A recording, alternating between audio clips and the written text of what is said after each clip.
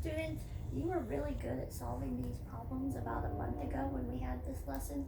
I want to give you a quick reminder on how it's done. We've been given information about sine and what quadrant the angle's in, and it might be cosine with information about the quadrant. First thing you should do is notice that we are in quadrant 2. I'm going to draw my triangle in quadrant 2. Then we have to recollect what the ratio for sine is. Sine, when we were doing that, was y over r, and cosine was x over r.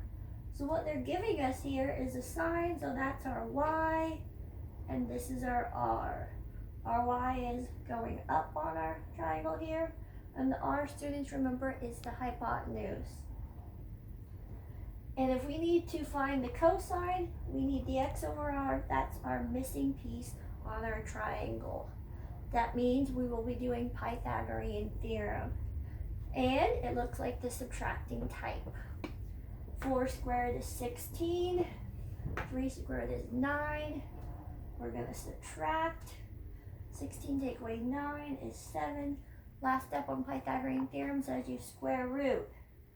We're getting there, students, but notice we're over in the second quadrant and our triangle is going to the left. So when I place this should actually be a negative square root of 7. If you're doing your other problems, consider what's positive and negative. Let's conclude by writing our cosine ratio. Cosine goes to the x, which we just found, over the r, which we knew all along. They show you a way to do this using the Pythagorean identity, but I say stick with what we know and we're good at.